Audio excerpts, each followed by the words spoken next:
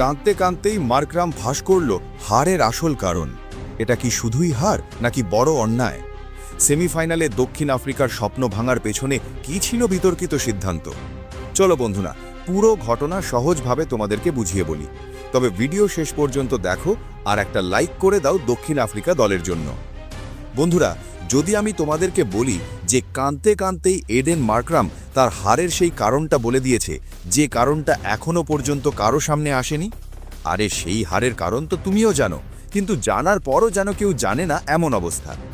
আজ নিউজিল্যান্ড বনাম দক্ষিণ আফ্রিকার ম্যাচ হচ্ছিল, আর এটা কোনো সাধারণ ম্যাচ ছিল না। এটা ছিল টি-20 বিশ্বকাপের সেমিফাইনাল। যে জিতবে সে ফাইনালে যাবে, যে হারবে সে বিদায় নেবে। নিউজিল্যান্ড এখানে জিতে গেছে, তারা এখন ফাইনালে পৌঁছে গেছে, আর দক্ষিণ আফ্রিকা হেরে টুর্নামেন্ট থেকে ছিটকে গেছে। এখানে দেখবে নিউজিল্যান্ড টস জিতে দক্ষিণ আফ্রিকাকে প্রথমে ব্যাটিং করতে বলে।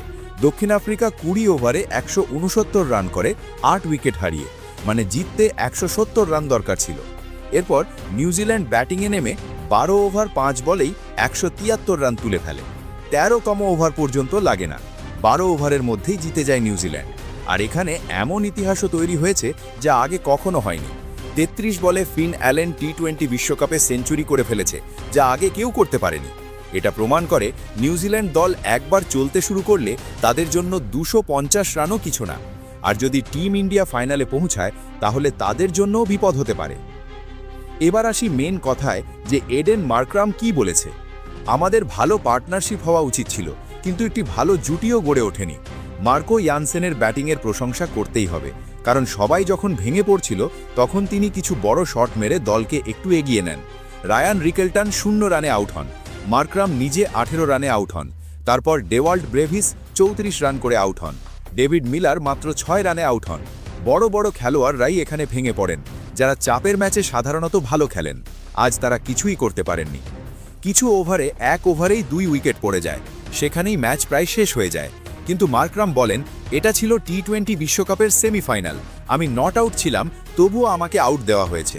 আমি যদি আউট না হতাম তাহলে 30, 40 বা 50 রান করতে পারতাম এবং ম্যাচের মোড় ঘুরিয়ে দিতে পারতাম, কারণ পরিষ্কার দেখা যাচ্ছিল বল মাটিতে ছুঁয়েছে।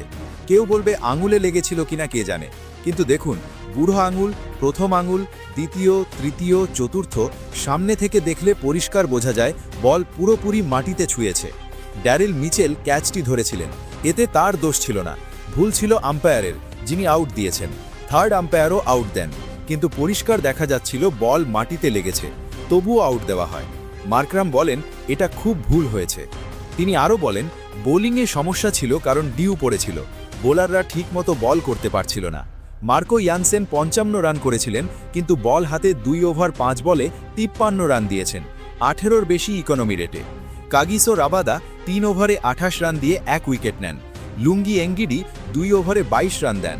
করবিন বোস 2 ওভারে 35 রান দেন। মহারাজ 3 ওভারে 33 রান দেন। কেউ 18 ইকোনমিতে, কেউ 9, কেউ 11, কেউ 17, সবাই মার খেয়েছেন। এটা একতরফা ম্যাচ ছিল, কোথাও মনে হয়নি নিউজিল্যান্ড হারতে পারে। মাত্র 1 উইকেট পড়েছিল, যে আউট হয়েছিল সেও 33 বলে প্রায় 60-70 রান করে গেছে। যদি নিউজিল্যান্ড ভারতের বিরুদ্ধে এমন খেলতে শুরু করে তাহলে বড় সমস্যা হবে। তবে আগামী 5 তারিখে ভারত ও ইংল্যান্ডের ম্যাচ। ভারত যদি জেতে তাহলে ফাইনালে উঠবে, আর নিউজিল্যান্ড তো ইতিমধ্যেই ফাইনালে পৌঁছে গেছে। এখন শুধু দোয়া করা যায় তারা যেন ভারতের বিরুদ্ধে এমন না খেলে। দোয়া করা ছাড়া আর আমরা কীই বা করতে পারি?